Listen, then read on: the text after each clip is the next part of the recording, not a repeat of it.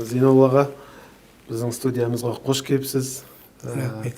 Жалпы бүгін сізбен қазіргі қазақ археологиясы туралы әңгіме өрбітсек, жалпы мынау археология туралы заң, мынау қара археология дейміз, черный археология дейді. Сол туралы әңгіме өрбітсек деп отырмыз. Алғашқы сұрақ. Биыл жазда өзіңіз білесіз, елбасымыз сіздің атқарып жатқан жұмыстарыңызды барып көріп, танысып, тамашалап қайтты. Дәл сол зерттеу алаңының өзінде болып қайтты. Әңгімені осы жерден бастасақ.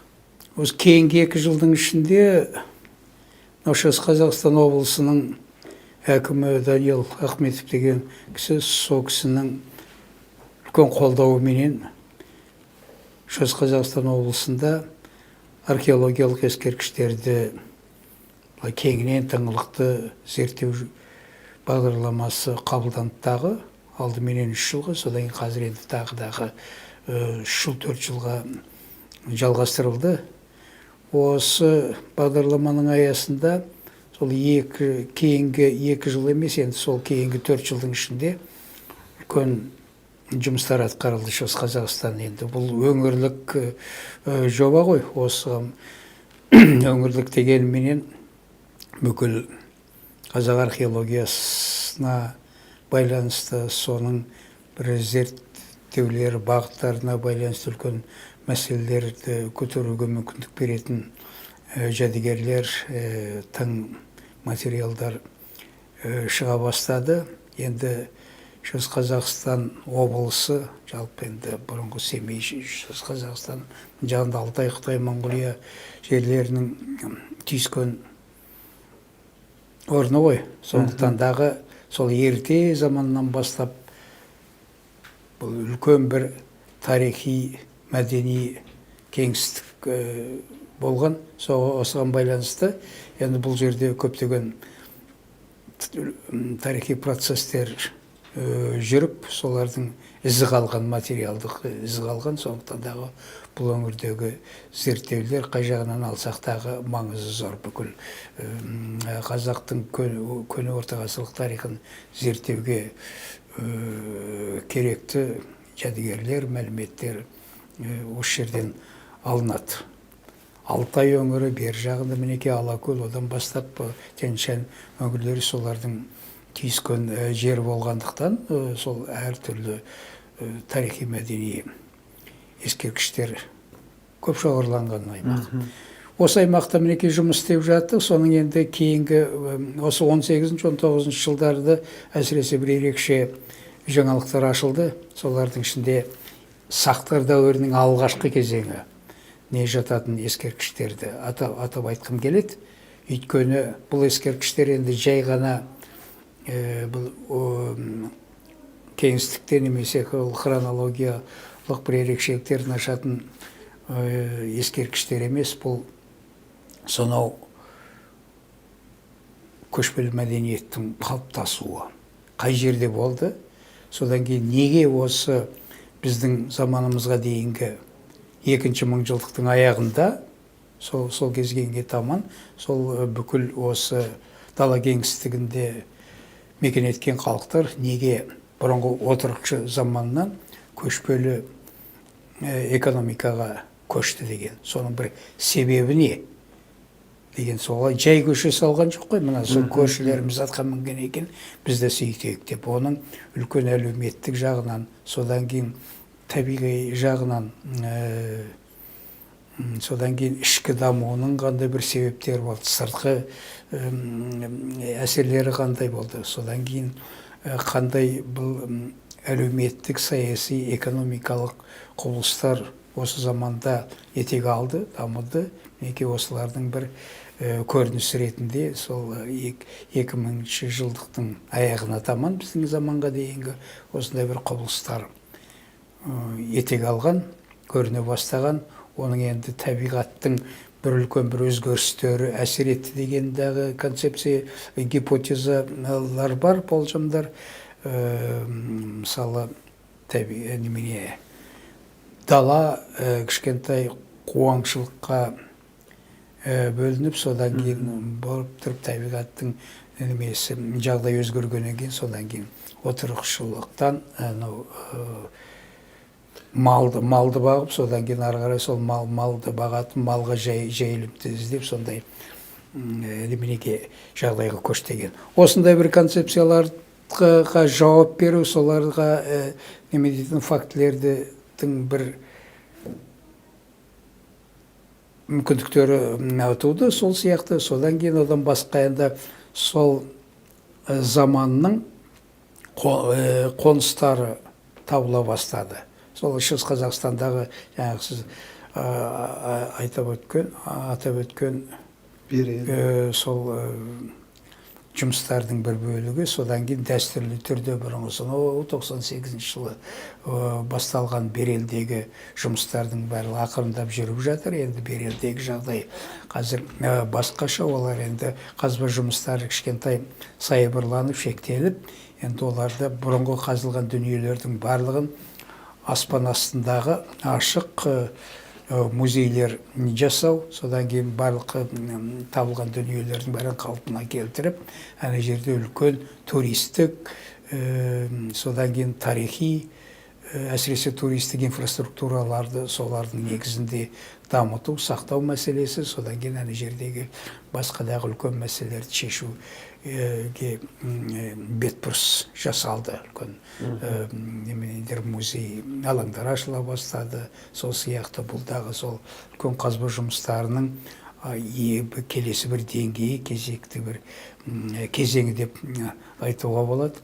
Сол сияқты жаңағы айтқан анау Өскемен қаласының маңындағы 20 километр жердегі Ақбауыр деген жердегі ерте сақтардың қонысы биыл табылып, соны қаза бастадық. Бұның өзі дағы жаңағы көшпенділік пенен отырықшылдықтың арасындағы ара қатынастары, соларға байланысты проблемаларды зерттеуге мүмкіндік беретін бірден бір жақсы ескерткіш болып шықты. Бұның дағы өзі көптеген былай таза тарихи тұрғыдан да алып қарағанда, содан кейін саяси тұрғыдан, басқа да тұрғыдан алып қарағанда маңызы зор. Өйткені былай енді таза тарихта таза көшпенділер деген болмайды.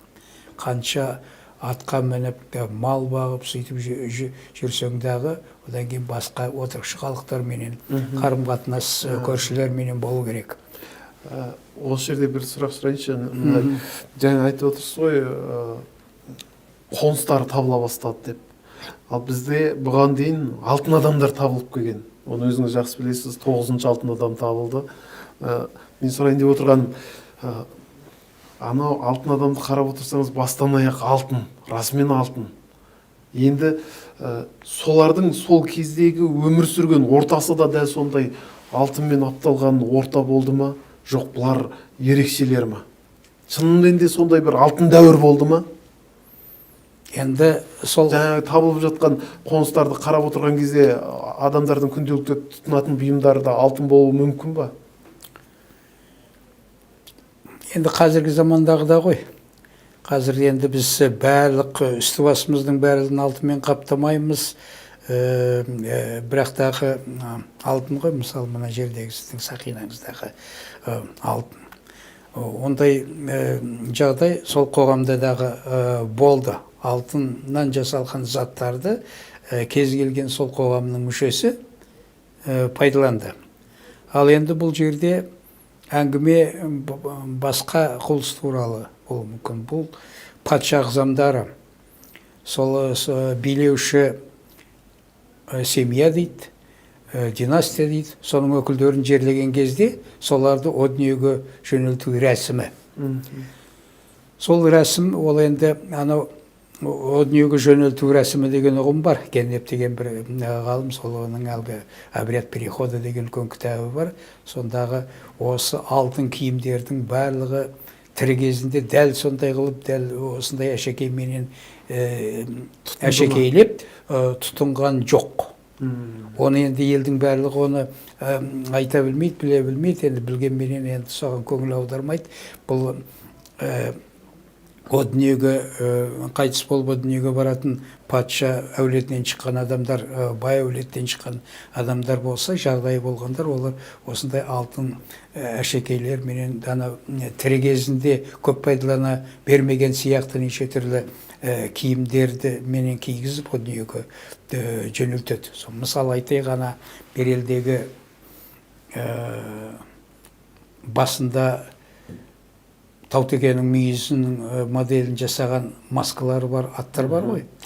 Енді олардың барлығын ана жерде енді шын мәнісінде бұл өмірде олар сөйтіп пайдаланған жоқ. Кез келген жағдайда. Мүмкін жылына бір рет өңкей бір сол әлеуметте, социумда болатын бір үлкен бір ерекше бір жағдай болғанда, құбылыс болғанда. Мерекелік шараларға. Енді бүкіл елге байланысты, бізде мысалы тәуелсіздік деп айтамыз ғой, тағы сол сияқты осындай бір керемет мейрамдарында мүмкін әлгі патшалары сондай әшекейленген аттарды мініп шығуы мүмкін, ал бірақ тағы екі күннің бірінде әскери жорықтарда немесе ондайға пайдалануға келмейтін дүние бұлар. Сондықтан да бұлардың бәрі әлгі ритуалдық дүние немене. Сол сияқты ана үстіндегі шалбарына деймін, мысалы анау былтырғы біз тапқан неменедегі көк емес, ана Елеке сазында табылған адам бар ғой, тонамаған. Соның шалбарында мысалы 10-15 мың сияқты зерінде жапсырмалар табылған. Соның тек қана шалбарына әшекейлеуге келді. Таза алтын ба? Таза алтын, таза алтын, жоғарғы сапалы алтыннан жасалған. Ол енді ерте сақ дәуіріндегі. Ерте сақ дәуіріндегі алтындар таза болады кейінгілеріне қарағанда. Енді осы жерде мысалы бізде жаңа осы сұхбаттың барысында айтып қалдық, қара археология деген бар. Мынау тонап кету, болмаса жаңағы табылған дүниені елге жарияламай тұрып, басқа жаққа жылжытып жіберу деген секілді. Жаңағы сіздер тапқан қорымдар, болмаса жаңағы орындар бұрын тоналған ба? Бұрында тоналған, қазірде тоналған, біздің көзімізше деп айтуға болады. Ана сол Тарбағатайда Елеке сазында біз анау жұмысты аяқтап неменеге кетіп қалған кезде біздің артымыздан барып, анау қойшылар сол жерден кеткеннен кейін ба, содан кейін барып тұрып біздің артымыздан тонағандар да болды былтырғы жылдар. Оларға тыйым салатындай бір заң ба, бірдеңе жоқ па? Тыйым салатын енді жағдайлар жасалды, сол енді әртүрлі ебін тауып барлығы жасай береді. Өйткені енді заң жақсы, заң қабылданған, сол сонау 92 жылы қабылданған заңда дағы осындай нәрселерге тосқауылдар айтылған. Бірақ тағы енді біздің бір ерекшелігіміз мына заңда жазылған нәрсенің барлығын орындай бермейді ойға. Сондай жағдайлар бар. Мүмкін сол жаңа айтып отырған 92 жылы қабылданған заңды қайтадан қарап, толықтырулар енгізіп, бір қайта жазу керек шығар, мүмкін қатайтып кішкене заңда. Олар да болды. 2-3 рет толықтамалар енгізіп, қосымша 92 жылғы заңға жасалынды, шығарылды. Енді қазір, дәл осы қазір, осы биылғы жылы мен өзім сол заңды қабылдайтын әлгі неменен комиссиясының мүшесі болып, ана парламенттің соған бірнеше отырыстарына қатыстым, 5-6 отырыстарына қабылданып жатыр. Әрбір неменесінің баптарының барлығы көптеген мысалы депутаттар, содан кейін мамандарды шақырып жазылады, қаралып жатыр, соған өзгерістер енгізіліп.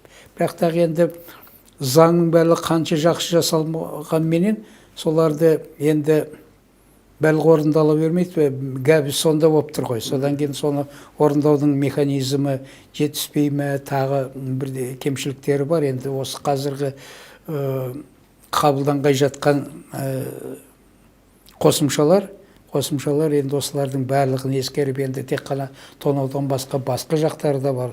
Оның енді соларға кім тосқауыл болуға тиісті, ал бірақ тағы енді заңнан басқа жалпы бұл тонаушылықтың шығу табиғаты қалай? неге байланысты, неге адамдар сол ана жерде жердің астында жатқан моланы тонап, сол әлгі моладағы сол өлген адамдардың заттарын алып тұрып өздеріне пайдаланып, сол арқылы пайда табуға тырысады деген мәселенің түпкі себебі қандай, табиғаты қандай деген мәселе, бұл енді жалпы адамзат қоғамының даму кезеңіне байланысты сияқты.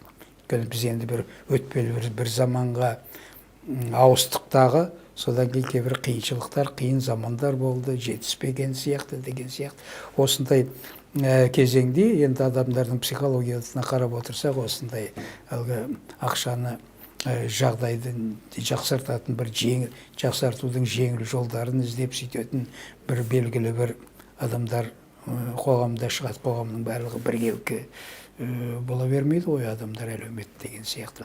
Бұндай кезеңдер жалпы адамзат тарихының дамуының әртүрлі кезеңдерінде, әртүрлі мемлекеттерде болды. Мысалы, Ресейде соны 18 ғасырда бұндай жағдайлар етек алып, бугровщиктер деген шығып, бүкіл мынау Сібір менен оңтүстік Сібір, Алтай, қазір Қазақстанның солтүстік жағы, шығыс жағындағы қорғандардың бәрін тонау деген соны 18 ғасырда қатты былай тараған, кең тараған бір уақиға құбылыс болды. Сонда орыстың патшасы бірінші Петр дегеннің тұсында соның арнаулы заң қабылдатқызып, тоқтатқызып, сөйтуге тырысқан жағдай болған.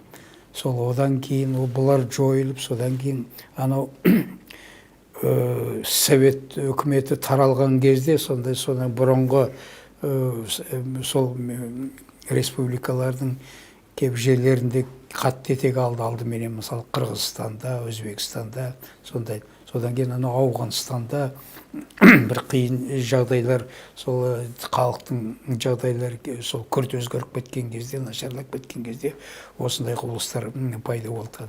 Немереде Ауғанстанда. Мен бір өзіңіз секілді бір осы тарихи жәдігерлермен айналысып жүрген жігіттермен әңгімелесіп отырған кезде солар айтады, бізде шекарадан алып шығып бара жатқан тарихи жәдігерді, мысалы бір құмыра ма, болмаса жаңа қазып алынған бір бұйым ба, қылыш па алып бара жатсаң, ешқандай тексермейді дейді. Шекарадан тексермей жібере береді дейді. Бұл қаншалықты рас? Шынымен де бізден табылған жәдігерге біздің шекара ашық па? Ашық емес, жабық. Ол енді кісінің айтып отырғаны жекелеген бір жағдайлар. Енді адамдар оның сана сезімі, психологиялық тұрғыдан алғандағы жағдайы әртүрлі ғой. Мысалы, өзінің қызметіне дұрыс қарайтын немене әлгі кеденшілер болады, дұрыс қарамайтын, содан кейін содан бір пайда табуға тырысатындары болады. Енді әртүрлі ғой. Соған байланысты, ал жалпы былай кедендік бақылау олардың барлығында, барлық елдерде бірдей ғой. Әсіресе тарихи құндылықтарға аса көп көңіл бөлінеді. Ұстап жатады, қайтарып жатады, ондайлар болды. Ал солардың ішінде енді қай жерде болмасын бірең-сараң адамдар, сана сезімі басқаша адамдар болады. Соларды айтатын болу керек. Ол жалпы құбылыс емес енді. Жалпы құбылыс енді үндемей шығара беретін. Енді осыған әртүрлі жағдайлар әсер етеді. Мысалы, Қытай жақтан келе жататын дүниелер Қытайдың шекарашылары өткізіп жібереді бері қарай деген сияқты. Біздікі өткізбейді, немесе осындай жағдайлардың барлығын ескеру керек. Жалпы заңдардың барлығы, әлгі инструкциялардың барлығы дұрыс. Соны орындайтын адамдар енді әртүрлі олардың сана сезімі, патриоттық жағдайы, немесе оның әлгі өзінің семьялық жағдайы деген сияқты сондай факторлардың барлығын нету керек. Сондықтан дағы солардың барлығын жетілдіре беру керек. Енді өзіңіз де Монғолияға барып көріп жүрсіз. Мысалы, Монғолияда кез келген жерде кез келген қазба жұмыстарын жүргізіп жатсаңыз, сол жердің қойшысының өзі келіп сізден сұрайды, неге қазып жатсыз, кім қазуға рұқсат берді деген секілді. Мүмкін біздің жергілікті жердің адамдарына сондай бір өзінің дүниесі ретінде қарайтын жағдай жасау керек шығар. Осы мысалы Астананың төңірегіндегі қазба жұмыстары жүргізілетін бір киелі орындарға біздің өзіміз Астана халқының, Астананың тұрғындары барып қамқор болу керек шығар мүмкін. Қалай ойлайсыз?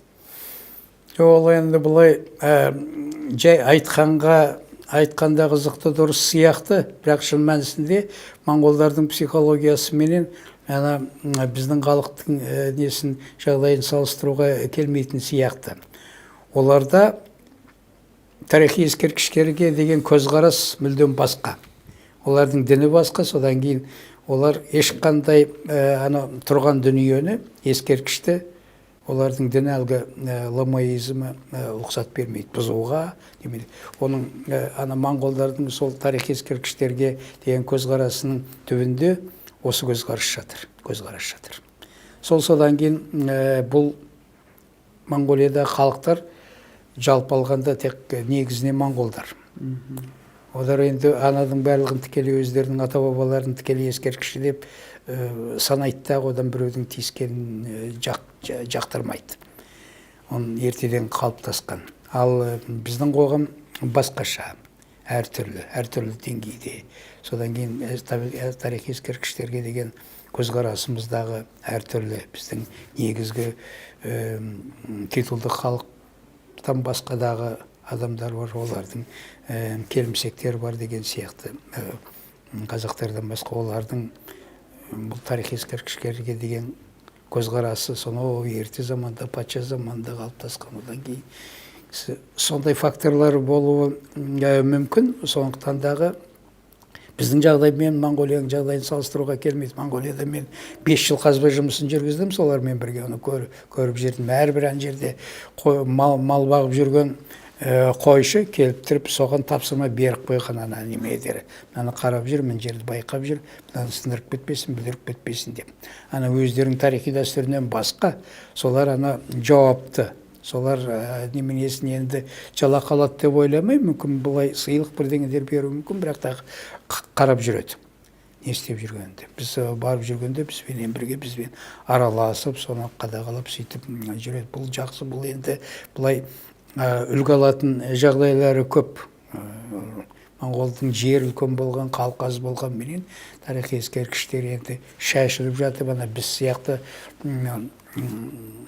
халқы көп шоғырланған жерлер емес. Сол енді қыста ол жерге барып ешкім олардың ескерткіштерін жоймайды, қорытпайды. Ал жазда сол малшылары қадағалап отырады барлығы. Адамдары, олардың өзінің әлгі біздің енді бұлай формально алып қарайтын болсақ, бізде дағы әлгі немене структуралар солай сияқты. Жергілікті инспекция деген бар, ескерткіштерді қорғау.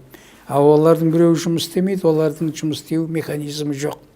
Облыстық ескерткіштерді қорғау инспекциясы деген бар, бұрын мәдениет министрлігіне бағынатын, қазір жергілікті жерлерге бағынады, олардың соларды қарауға жағдай жоқ.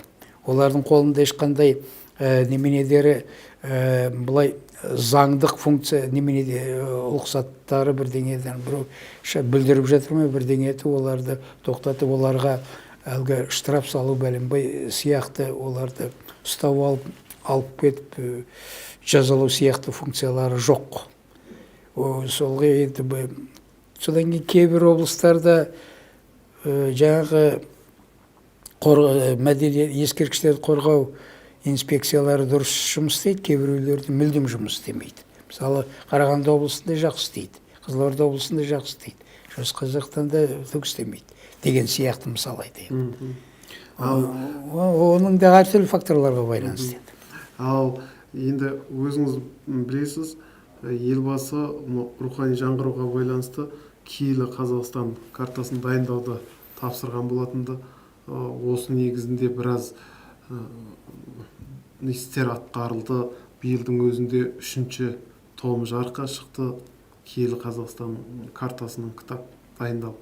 Жалпы өзі біз киелі деген сөзге келген кезде бір міндетті түрде бұқар жыраудың кесенесі киелі деп санайтын секілдіміз да, бірақ мына жақтағы жаңағы археологиялық қазба жұмыстарын жүргізетін ежелгі тарихи қорғандарымызды сол киеліге жатқызбайтын секілдіміз.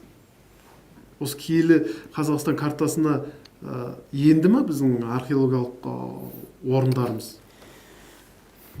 Киелі ескерткіштер, киелі орындар деген ұғым, археологиялық ескерткіш деген ұғымды бұлай ұғымменен екеуінің арасында немене жоқ. Археологиялық ескерткіш деп айта алмайды. Археологиялық ескерткіштер нысаналар болғанның өзінде олар сол жаңағы киелдердің нысанасына кіреді деп айтады. Мен осы Берік Әбдіғали бастаған кезде сонымен біраз бірге жүріп осы мәселелердің ар жақ бер жағына жүрдім ғой сол кезде. Сондықтан ол дағы енді дұрыс, киел деген мәселе, оның археологиялық құндылығы сол екінші, үшінші орында тұру керек. Киел дегенде енді міне бүкіл халық мойындаған, сол жерде елдің барлығы барып, сол жерге зиярат етіп, әртүрлі сол ғұрыптарды жүргізетін, атқаратын бір орын.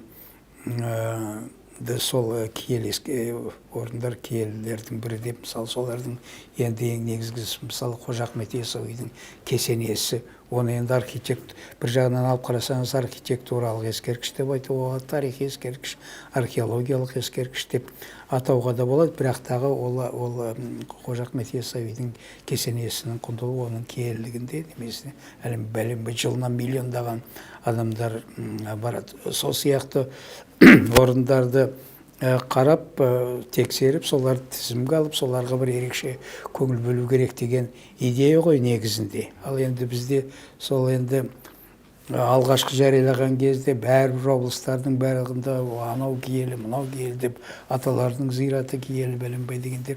Енді біздер асыра кетіп қалатын халықпыз ғой кейбір кезде сөйтіп. Бірақ та соның ішінде бүкіл ел, әрбір өңірлерде осындай елдің барлығы мойындаған, барлығы білетін ескерткіштердің тізімін жасап, соған ерекше көңіл бөлейік деген идея болатын. Оның енді жаман идея емес, оның барлығы дұрыс негізінде. Ал бірақ тағы басқа ескерткіштер,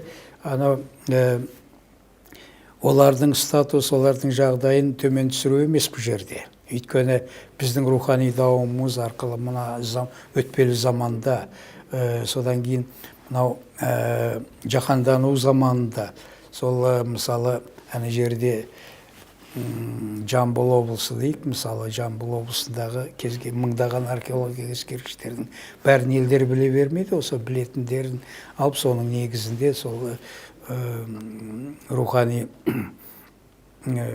тәрбиелеу, рухани жағынан жаңғырту, содан кейін оларды біле беріп, сол арқылы бүкіл ғаламдық неменеге де өзіміздің бет-бейнемізді жойып алмай сол көрсету деген сияқты идеялар болған. Оның енді бір-біріне қарсы қоймай, сол өзі әрбір деңгейдегі ескерткіштер деп қарау керек. Сондықтан одан кейін екінші жағдай бар. Қазір бізге белгісіз, бірақ та кейіннен оның енді потенциалы, тарихи потенциалы, мәдени жағынан алғанда керемет бір ерекшеліктерге ие бір ескерткіштер кейінді шығуы мүмкін.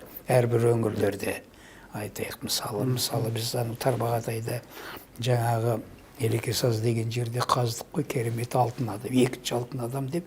Енді айтайық, алтын адам қазір көбейіп кетті ғой, солардың ішінде тоналмаған, екіншісі ғана сол бұзылмаған деген. Сол сияқты бірдеңелер шығатын болса, содан кейін біздің әлгі рухани дамуымызға, тарихи дамуымыздың кезеңдерін дұрыстап зерттеуге мүмкіндік беретін ескерткіштер кейінді шығуы мүмкін. Олардың артында барып 5 жыл өте ме, 10 жыл өте ме, 50 жыл өте ме, оның статусы өзгеруі мүмкін ғой. Мысалы, осы тұрғыдан алып қарағанда, рухани даму жағынан, рухани тәрбиелеу, рухани жаңғырту деп айтып жүрміз. Имамаға жаңа өзіңіз айтып жатырсыз, алтын адам табу көбейіп кетті, алтын адам көбейіп кетті деп. Жақында ғана Ақтөбе облысында бір алтын адам табылды. Өзіңіз естіп біліп жатырсыз. Жалпы соны барып көрдіңіз ба? Бұл шынымен де алтын адам ба? Енді мен осы маған ылғи сұрақ қояды, осында алтын адам деген немене деп. Мен енді оған айтыным, алтын адам емес. мысалы менің жанымда тұрған сенің өзің дағы алтын адамсың, жақсы адамсың деп. Сондай ұғым менен дағы нетуге болады. Мынау бір керемет алтын адам, сондай неменесі, тәрбиесі жақсы, ойы жақсы, күйі жақсы, бірдеңе деген сияқты. Ал енді алтын о дүниеге жөнелткендегі киімі алтынменен әшекейленген адамдар. Енді соны қысқартып айта салғанда алтын адам дей салатын болу керек. Енді онда тұрған бір керемет бір немене жоқ. Өйткені алтын адам деп журналистер ғой айдар тағып берген алдында. 69-шы жылынан ашқан кезде алтын адам деп. Сондықтан да енді алтын киімді адам деп айтуға болады. Алтын киімді адам, киімі алтынменен әшекейленген алтын деп шұғылыңдатпай сол алтын адам дей салған әлгі сол ыңғайлырақ, содан ғана сондай мағынада айтылады. Ал енді шын мәнісінде әлгі статусы немене жағынан енді алтын адам енді бүкіл киімінің бәрін алтыннан құйып жасаған да болады. Мынау енді былай құйып жасалған алтын емес, неменені сол тіккен ғой алтын, жапсырмалар, қапсырмалар деген сияқты солардан жасалған. Сондықтан олардың саны көп. Осы тұрғыдан алғанда енді ана жаңағы Ақтөбе облысынан табылған несін көрдім, ол тоналып кеткен. Сондан кейін сол киімдерінің алтыннан жасалған әшекейлерменен әшекейленген керемет мықты киімі болған. О дүниеге жөнелтігінде солардың бір бөлігіне қалған. Түгел ана есіктегі сияқты, мына есіктегі сияқты түгел сақталған жоқ. Немесе ана Батыс Қазақстандағы Тақсайдағы сияқты тоналып кеткен. Соның бір жұрнағы ғана қалған. Дегенменен енді ғылымға, мәдениетке, өнерге, әсіресе музейлік инфраструктураларды дамытуға оның көп көмегі тиеді. Сондықтан да енді біреуге алтын адам деген ұғым ұнаса, оны атай берсін. Онда тұрған түгі жоқ. Алтын адам ақ болсын дейік енді. Енді соңғы сұрақ, реставрация бойынша сіздер тауып алған жаңағы алтын адам дейікші, алтын адам тауып алғаннан кейін реставрацияға бересіздер ғой. Бұл қалай жүзеге асады? Мысалы, сіздер өздеріңіз реставрация жасай саласыздар, жасай бересіздер ме, жоқ? Сіздер табасыздар, археологиялық тұрғыда қазасыздар, одан басқа біреулер келіп сіздерге реставрациясын жасап береді ме? Реставрация деген ол басқа мамандық. Реставраторлар, сол жаңғыртушылар бұлай логика бойынша археологтармен бірге отырып, сол әлгі қазған кезде жанында қатар жүру керек. Ондай жағдай бізде жоқ. Бізде реставрациялық әлгі шеберханалар, бірдеңелер мүлдем жоқ. Бір-екі анау жеке бас өздері жасаған неменелер бар, мастерскойлар. Олар үкіметтік емес, мемлекеттік емес. Содан кейін мамандар. Мамандардан енді бірде-бір таза қолына сол реставратор деген диплом алған бірде-бір адам жоқ бүкіл ана Қазақстанда. Қырым Алтынбеков. Қырым Алтынбеков ол енді оның жағдайы басқаша. Ол өзін художник реставратормын дейді. Оның жасаған немесе лаборатория сол өзінің жеке меншігі. Бір жеке меншік лаборатория бүкіл Қазақстанда жүргізілетін 30-40 экспедициялардың барлығының материалдарын бірден жөндеп қалпына келтіре алмайды ғой. Содан кейін кейбір жағдайларда, мысалы ағаш болсын, немесе әлгі текстильден жасалған заттар, сол ашылған жағдайда соны немене қатырып реставрация жасап, оларды желімдеп бірдеңе талап етеді сол жерде, ашқан кезде. Содан кейін барып тұрған енді анау Батыс Қазақстандағы аштық, немесе анау Қызылорда облысындағы аштық, Қырымның аны жақта Алматыда жатыр, мына жақта Шығыс Қазақта, оның барлығына үлгере алмайды ғой бір адам. Сондықтан дағы оны талай айтылды. Мынау Мәдениет министрлігінің оқу орындарының да сондай мамандықты ашып, мамандар тәрбиелеу керек деген осы кейінгі 15 жылдың ішінде талай айтылды. Содан кейін шаралық қолдан ашамыз, міне ашамыз деп солардың бәрі жалпы дұрыс жолға қойылмай келе жатыр. Бірақ мамандар керек. Ондай мамандар археологияға көп керек, әйтпесе қазудың қажеті жоқ егерде соны сақтай алмайтын жағдайымыз болса біздің. Қазбаларды шектеу керек. Соның қазба жұмыстарындағы арасында жалпы ел бойынша оларды белгілі бір пропорцияда жүргізу керек сияқты. Өйткені ақша бар жерде бертіп қаза берудің да қажеті жоқ. Оған тарихи мысалы бір проблемаларды шешу үшін ғана сондай қазба жұмыстарын жүргізу керек сияқты. Мысалы қола дәуірінің бір үлкен проблемалары болатын болса, ғылыми проблемалар. Соған байланысты осындай жерлерде ескерткіштер бар, соны қазу керек. Осындай проблемаларды шешуге бір неменедер мағлұматтар алу үшін деген сияқты. Сақтар дәуірінің деген сияқты. Ал енді әртүрлі жерлерде көп ақша, үкіметтің ақшасын несіне қаражатынан басқа, мысалы білім ғылым министрлігінің, мәдениет министрлігінің жобаларынан басқа жергілікті жобалар болады. Енді осылардың барлығында белгілі бір немене баланс болу керек. Қаза берудің жоқ. Ол бір жағынан, екінші жағынан осы бүгінгі дейінгі қазылған, алынған археологиялық ескерткіштердің барлығы осы біраз қазба жұмыстарын шектей тұрып, солардың барлығын жөнге келтіріп, жүйеге келтіріп, олардың барлығын бір тарихи ескерткіш ретінде пайдалануға бір кезең керек. Ондайлар көп па бізде? Ондайлар бар, иә, бар. Мысалы, қазылып әлі не екен анықталмай жатқан дүниелер көп? Өте көп. Материалдар көп жиналып қалды. Мысалы, әртүрлі кезеңдер бойынша, бүкіл Қазақстан бойынша сақтар археологиясынан, савраматтар, көне түріктер археология, әйтпесе оңтүстіктегі анау қалалардың материалдары осы көптеген мыңдаған, жүздеген немене материалдар шығып отыр. Енді оларды әлгі ғылыми тұрғыдан сұрыптау, олар жөнге келтіру, сол неменеден қалып бара жатыр артына. Өйткені мына кейінгі кезде көп лицензия алып, археологияны лицензиялау деген бір лицензиялар туралы заң шықты ғой, сонда археологиялық қазба жұмыстарын лицензиялау деген шықты. Сол кезде енді көптеген фирмалар, неше түрлі фирмалар құрылып, бір кісінің өзінде екі фирма болып, сондайдар көбейіп кетті де, солардың барлығы енді қазба жұмысын жүргізуге тырысты. Өйткені бір жағынан анау бір кезде жұмыс таба алмай, семьясын асыра алмай сөйтіп жүрген адамдарға ол әлгі лицензия менен анандай археологиялық қазба жұмыстарын біреудің заказы бойынша, әсіресе әлгі неменедерде жаңа құрылыс алаңдарында сондайларда көп ақша бөлініп отырды, солардан осындай жағдайларын жақсарту үшін сондай неменедер археологтар әлгі лицензияны көбірек алып, содан шығып кетті. Археолог еместер де алып жатыр. Зейнолла өткенде бір сурет тарады.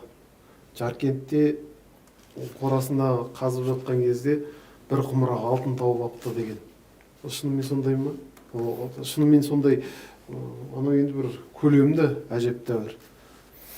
Енді алтын табылғанын білмеймін, ондай әлгі кездейсоқ немене... Алтын тиындар, ежелгі тиындар, алтын тиындар. Енді мүмкін, оны табылу мүмкін, егердағы сол дәл сондай информация келіп түсетін болса, онда тауып алған адам енді бұлай заңға бағынатын, заңды сыйлайтын, мемлекеттің барлық тәртібін сыйлайтын адам болатын болса, не істеу керек? Осы кезде оны алып тұрып, жергілікті жаңағы инспекция деген, инспекцияның жұмысы, жергілікті ескерткіштер қорғау орындар бар, жергілікті аудандық, облыстық деген. Соларменен байланыстырып, солар арқылы шешіп, мәселені шешу керек болатын. Сіз оны өзіңіз көрген жоқсыз ба? Жоқ, мен естігем де жоқ. Жарайды, онда мысалы жақында Шымкенттің 2200 жылдығы тойланады деген ақпарат тарады. Бұл ақпарат негізінде қазба жұмыстардың негізін ала отырып, осындай тұжырымға келді деп таратты ақпаратта. Шынымен де Шымкентке 2200 жыл болды ма? Өзіңіз Шымкент жақта қазба жұмыстарын жүргізіп көрген жоқсыз ба?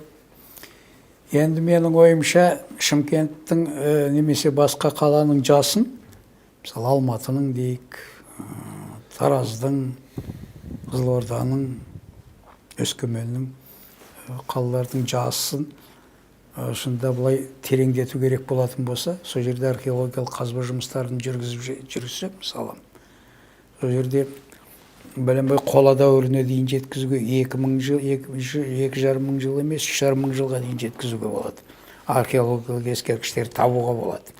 Өйткені жалпы тұрақты орындардың, адамдардың қоныстарының барлығы соны ерте кезден бастап, тас дәуірінің аяғынан бастап, қазіргі заманға дейінгі, қазақтар дәуіріне дейін ең алдымен табиғи тұрмысқа қолайлы жерлерді іздейді ғой. Ал енді қазіргі қалалар болсын, ауылдар болсын, бұрынғы мынау біздің ата-бабаларымыздың әлі қоныстары бар, қазіргі жойылып кеткен. Солардың орындарына барып қарайтын болсақ, олардың бәрінің астында сол өткен дәуірдің ескерткіштері шығады. Өйткені сол кездің өзінде суы бар, желден қорғайтын жақсы жақтары бар, сондай жерлерді сол кезде таңдап алған ғой. Осы тұрғыдан алғанда енді Шымкент бола ма, басқа қала ма, олардың барлығының орнында бұрынғы орта ғасырлық, одан да бұрынғы ескерткіштердің қалдықтарын табуға болады. Мысалы, анау қазір Шымкентте осы 19 ғасырдың кезіндегі әлгі қамалдың орнын қазып үлкен туристік инфраструктура жасағай жатыр ғой. Енді олардың айналасын, содан кейін одан төменірек қазатын болса, соны сақтар дәуіріне жататын неше түрлі жебенің ұштары, тағы басқалары шыға береді. Оны пайдалану, оны жасын анықтау бірдеңе жағынан қарағанда бұл саяси мәселеге, саясатқа барып тіреледі. Ал қаланы жасын көбейткіңіз келе ме, ана жердегі кәртейткіңіз келсе, ана жердің оны кез келген қазіргі адамдар тұратын жерлердің барлығынан қола дәуіріне дейінгі ескерткіштер Астананы Бозаққа жеткізген секілді ме? Астана үшін енді Бозақ енді саяси жоба ғой, расында айтқан кезде.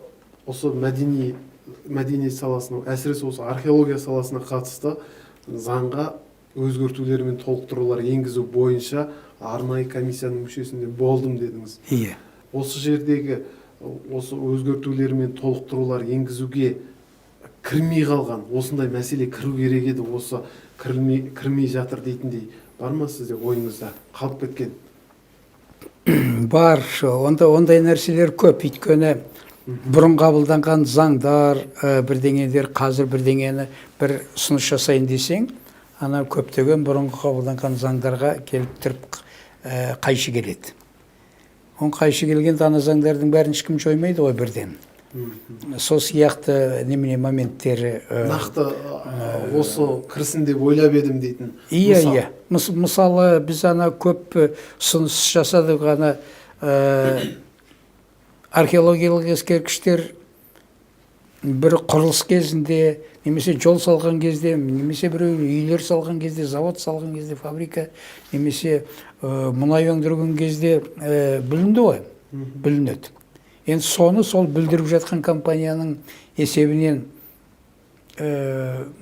сол зерттеп, сол жүргізу керек деген нені бұрынғы 92 жылдағы заңында бар болатын, кейін әлгі бизнес туралы заңдар, жер туралы заңдар, білінбей туралы заңдар қабылдаған кезде солардың кейбір баптарына қарама қайшы келіп, ананы басқаша түрде алып тастаған, неше түрлі басқа бір ұзақ айналып өтетін жолдар менен сондай заңды қабылдауға мәжбүр. Себебі өйткені анадарды нетпеу керек. Оған тікелей қайшы, қарама қайшы болмау керек. Содан басқа заңдарды ескеру керек деген сияқты, мына қазіргі заманның өзінің әлгі бір юриспруденциясының бір ерекшеліктері бар, солардан кейбір кезде шыға алмай қалатын жақтары бар, соны сездік, бірақ та енді оған дәл қазіргі таңда ешқандай амал жоқ. Қазандай қайнатып күресуге дәрмен жоқ дейсіз. Иә, сол амалсыз осындай жақтары болады. Енді оны өмірдің өзі көрсетіп, бірдеңе етіп, тағы біраздан кейін енді бұл заң келесі жылы қабылдануға тиісті. Жаңағы өзгерістер енгізіп жатқан. Ол енді 20-шы жыл дейді. Енді бір 6-7 жыл өткеннен кейін тағы өмір өзінің өзгерістерін береді дағы, содан жаңа жағдайда сол жаңа заманға сәйкес бір өзгерістер енгізілуге тиісті деп ойлаймын. Негізінде заң жаман емес, ескерткіштерді қорғауға арналған. Бірақ соны енді орындау механизмдері сол жеткіліксіз бе, сонда әйтеуір бірдеңе әйтеуір шикілігі, сонда кейбір кезде қандай шикілігі бар екенін өзіңде сезбей қаласың. Жақсы, рахмет аға.